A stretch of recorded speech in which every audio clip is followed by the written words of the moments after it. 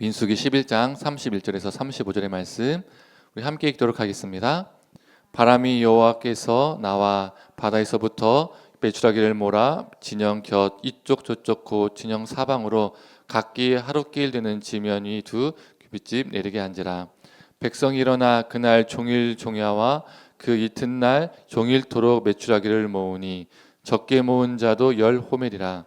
그들이 자기들을 위하여 진영 사면에 펴 두었더라.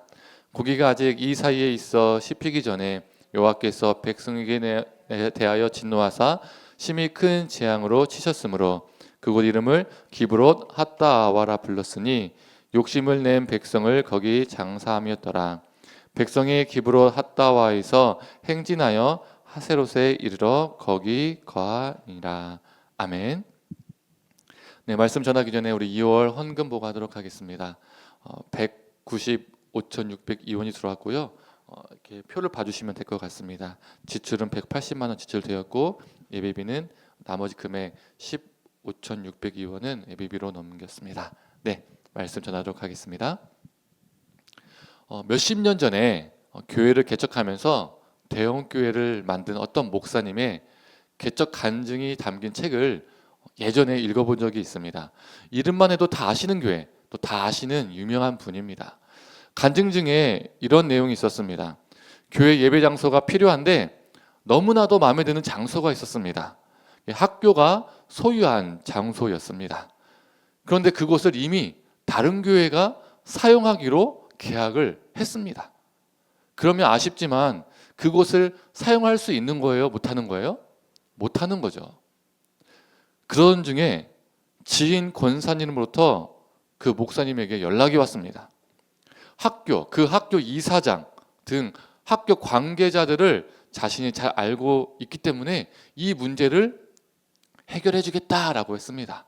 그리고 며칠 뒤 그 권사님에게 연락이 왔습니다. 그 건물을, 그 장소를 사용할 수 있다는 거죠. 책에서는 그 권사님이 어떠한 일을 하시는지 어떠한 분인지 언급되어 있지는 않지만 충분히 우리는 추측할 수 있죠. 사회적으로 꽤 위치가 있는, 힘이 있는 분이라는 것을 우리는 추측할 수 있습니다. 우리가 이사장들, 학교 좀 높은 관계자들 쉽게 알지 못하잖아요. 또 우리 같은 서민들은 그런 문제를 해결하기 쉽지가 않습니다. 그 목사님은 자신의 책에서 하나님의 섭리 등을 강조하면서 하나님께서 해결해 주셨다라고 고백을 했습니다. 아마도 많은 분들이 이 부분을 읽으면서 은혜를 받을 가능성이 높았을 겁니다. 예배 장소가 생긴 은혜, 해결하기 힘든 부분이 해결되는 은혜, 기도한 것이 응답받은 은혜, 이런 부분에 은혜를 받을 가능성이 높죠. 그런데 저는 문득 이런 생각이 들었습니다. 원래 먼저 계약한 교회는 어떻게 됐을까? 그 교회 입장에서는 황당하지 않았을까? 자신들이 먼저 그 장소를 계약했고 그 장소에서 예배하기로 했는데 그들의 입장에서는 모든 것이 어그러졌습니다. 예배 장소를 빼앗긴 것이죠. 그리고 그 교회는 새로운 예배 장소를 알아봐야 되는 수고를 하게 되었습니다. 한쪽에서는 하나님이 일하시고 하나님이 이루신 것처럼 자신들의 기도에 하나님이 응답하신 것처럼 고백을 합니다. 그래서 하나님의 섭리, 하나님의 은혜라고 간증을 합니다. 그런데 그 하나님의 은혜가 다른 한쪽에서도 은혜로 다가올까요? 하나님의 섭리로 느껴졌을까요? 기도 응답으로 다가봤을까요? 와, 저 교회가 기도했더니 우리가 먼저 계약한 그 계약이 취소가 되었대. 할렐루야. 역시 열심히 기도하면 우리 하나님은 무조건 응답해 주셔. 우리 하나님은 그런 하나님이야. 이런 고백이 그들의 입에서 나왔을까요? 아니겠죠. 장수를 얻게 된 목사님의 입장에서는 하나님의 응답, 하나님의 은혜, 하나님의 섭리라고 말하겠지만 그 상대쪽 교회 입장에서는 그건 하나님의 응답, 은혜, 섭리로 보이지 않았을 겁니다. 하나님의 이름으로 포장한 부당하고 이기적인 행위로 다가왔을 겁니다. 오늘 본문도 하나님께 기도했더니 기도한 것을 얻은 내용이 나옵니다. 이스라엘 백성들은 긴 노예 생활을 마치고 출애굽을 했습니다. 그런데 문제는 광야 생활이 길어지자 원망과 불평이 쌓이기 시작했죠. 특히 오늘 본문을 보면 그들은 애굽에서 먹었던 음식들을 그리워했습니다.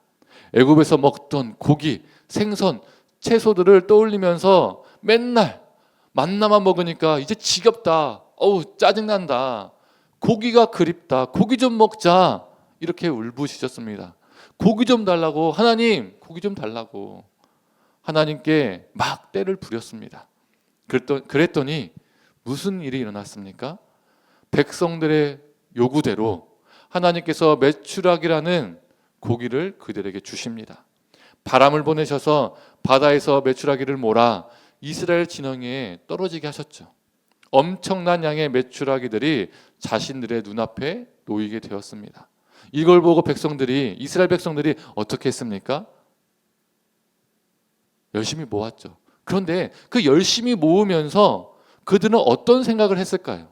아마도 이런 생각을 하지 않았을까요? 우리가 하나님께 기도하니까, 우리가 하나님께 열심히 울부짖으니까, 우리가 하나님께 달라고 간청하니까, 요청하니까 하나님이 우리의 울부짖음을, 우리의 기도를 응답해 주셨다. 이렇게 그들은 생각하지 않았을까요?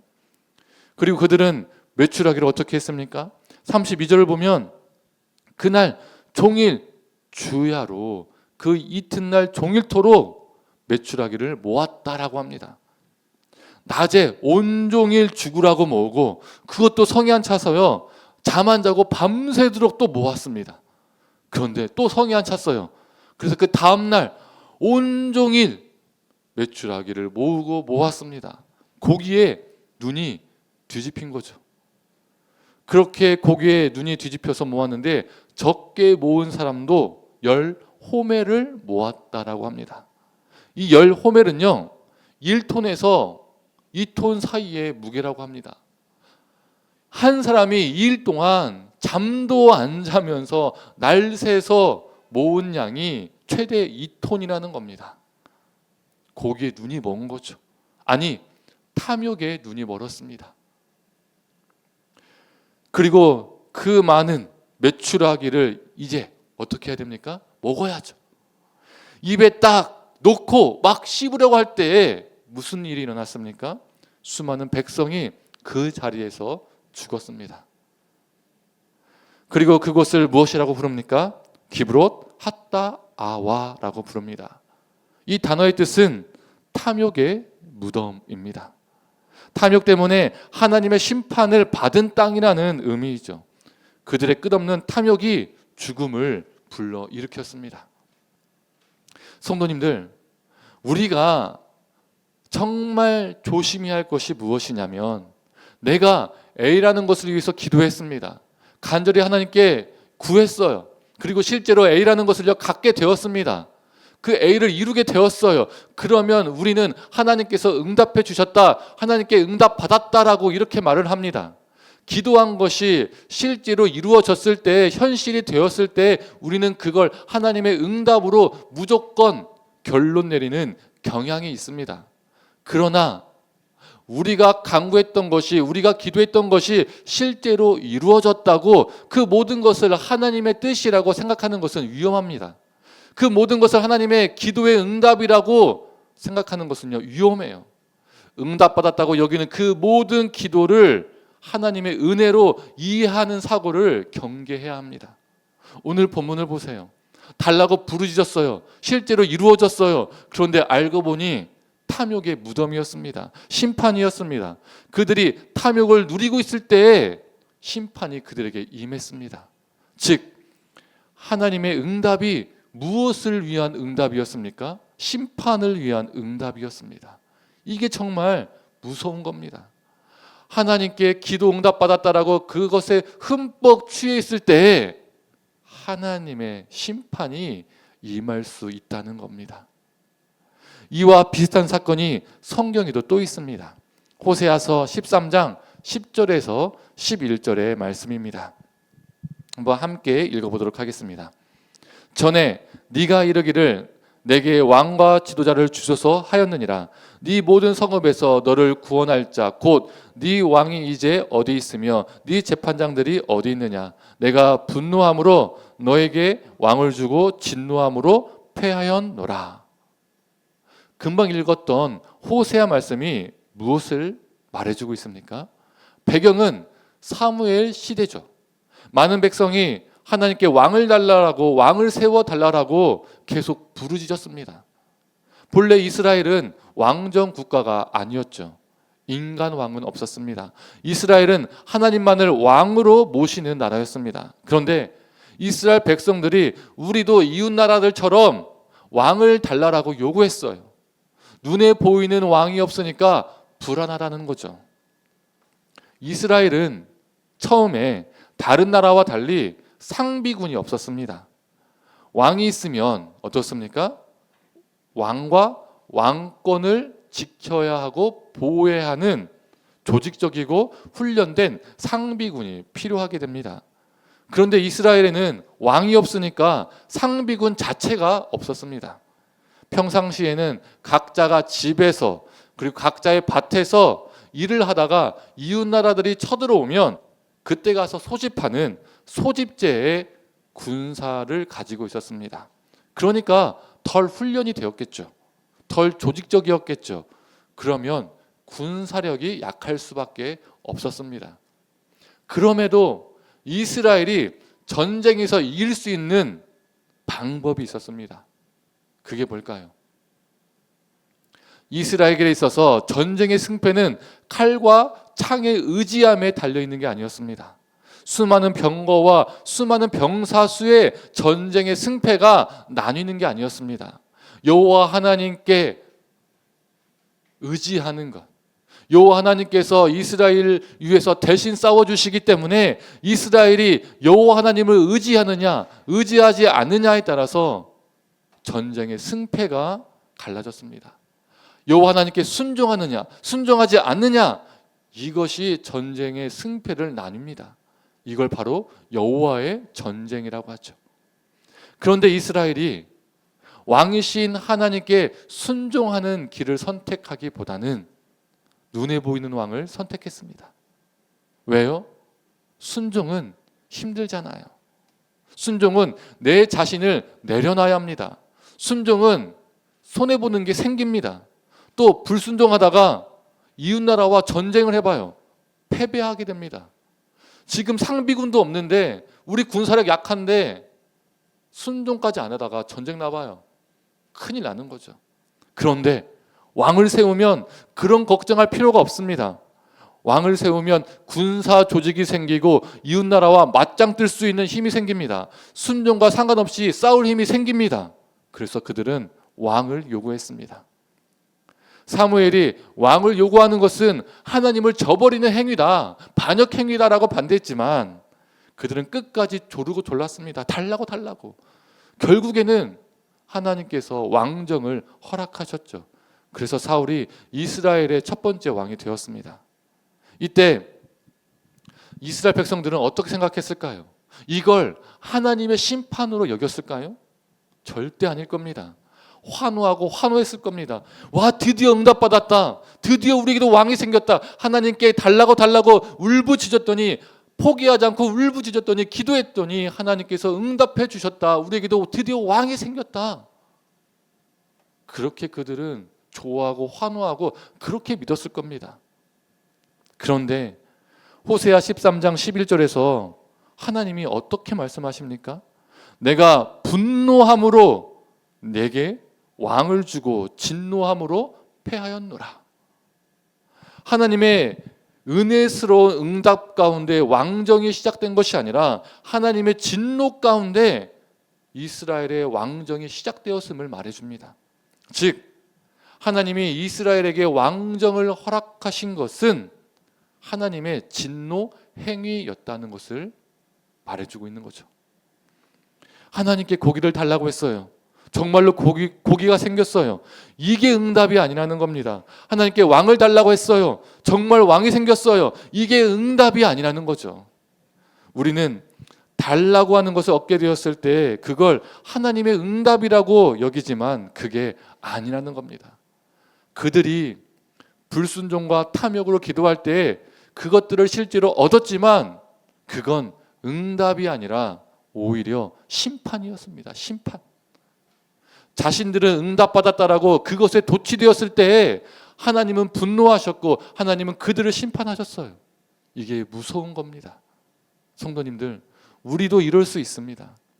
내가 무언가 바라는 것이 있어서 그걸 달라고, 그걸 성취하게 해달라고 열심히 기도했습니다. 또 그것을 실제로 이루었어요.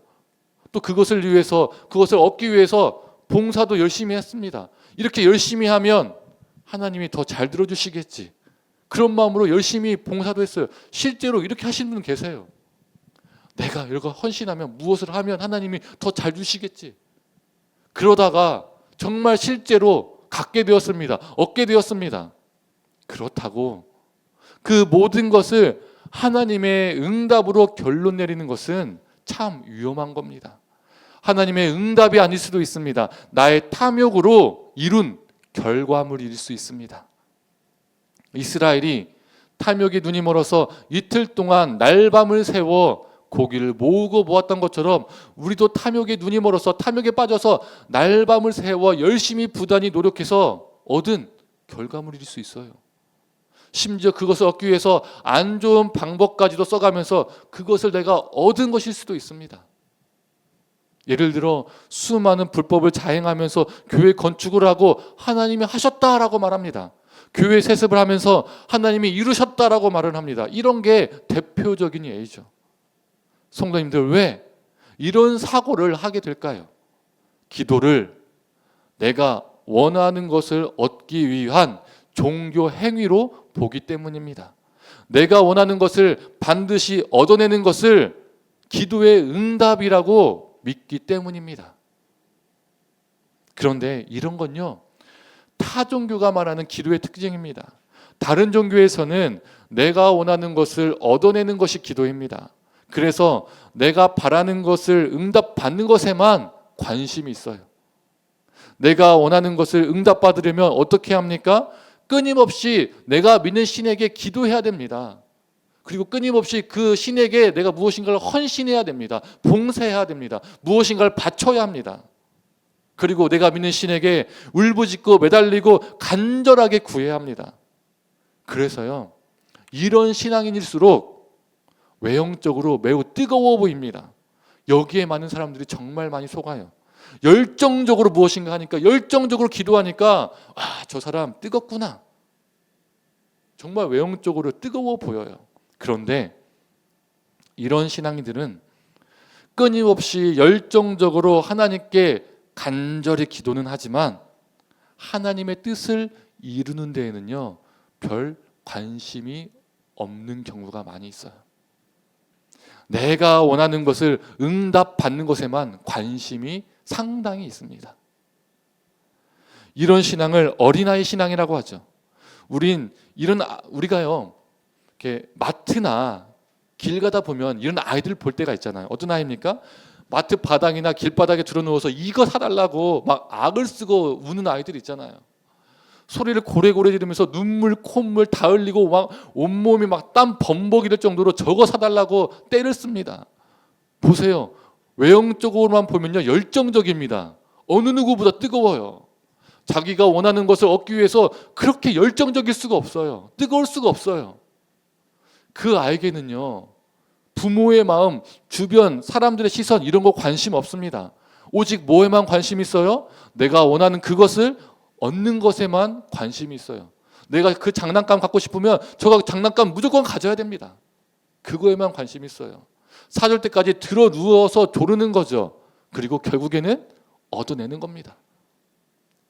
그런데 그게 자신을 망치고 있다는 것을 아이는 몰라요. 그런 아이 어떻게 됩니까? 버릇없는 아이가 되잖아요. 이게 어린아이의 신앙인 겁니다.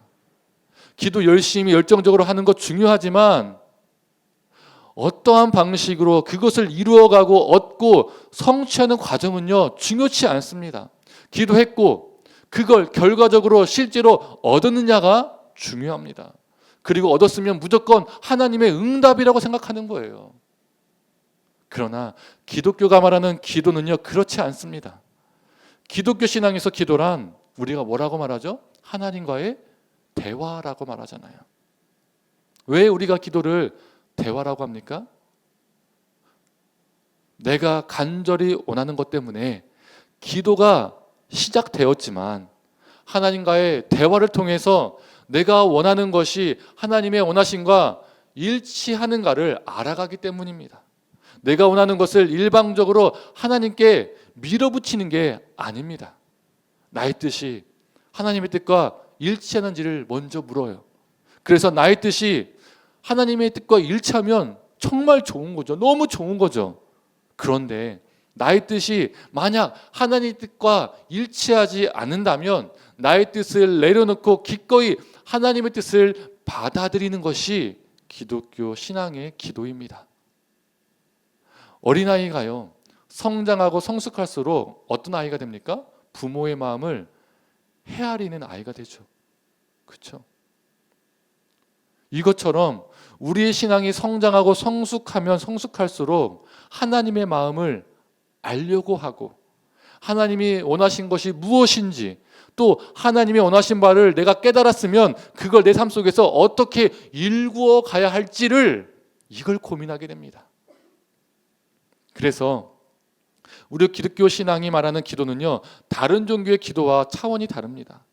기독교 신앙의 기도는 내가 원하는 것을 끝내 얻어내는 것이 기도가 아니라 나의 뜻으로 시작했지만 하나님의 뜻을 받아들이는 것으로 완성되는 기도입니다. 그런데 우리가 이런 기도를요, 잘 안 해요. 잘 못해요. 안 하려고 해요. 왜 그렇습니까? 하나님의 뜻을 알면 불편해요.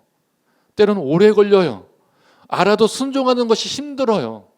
내 뜻과 상충되면 받아들이는 게 쉽지 않습니다. 그래서 내 뜻을 끝까지 이루고 싶어요. 그래서 여전히 내가 원하는 것을 얻어내는 것에 집중합니다.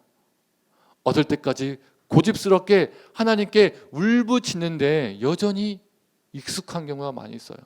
끝까지 밀어붙여서 반드시 얻어내고야 말겠다라는 식의 기도가 우리 한국교회 안에 너무 횡행합니다. 팽배해요. 막 부르짖으라고 하잖아요. 막 응답하신다고. 하지만 제가 예전에 예레미야 설교했을 때 그 내용은 그 내용이 아니다라고 했죠. 울부짖으면 기도 응답받는다, 그 내용이 아니다. 그러나 성도님들, 우리 심령에 새겼으면 좋겠습니다. 내가 바라는 것을 실제로 이루게 되는 것이 기도의 응답이 아니라 기도를 통해서 우리가 하나님의 뜻대로 살아가는 것이 기도의 응답임을 잊지 않고 살아가기를 소망합니다. 이제 말씀을 정리하겠습니다. 오늘 본문 말씀을 준비하면서 이런 생각을 해봤습니다. 처음에 고기를 달라고 울부짖었지만 내가 광야길에서 필요한 것은 하나님을 향한 순종이구나. 처음엔 인간 왕을 달라고 했지만 내가 왕 대신 하나님을 의지하는 것이 하나님의 뜻이구나. 이렇게 이스라엘이 기도를 하고 이렇게 기도 응답을 받았다라면 얼마나 좋았을까.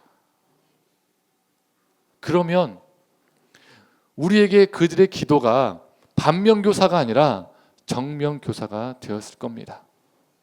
그러나 그들은 우리에게 기도의 모델이 되어주지 못했습니다.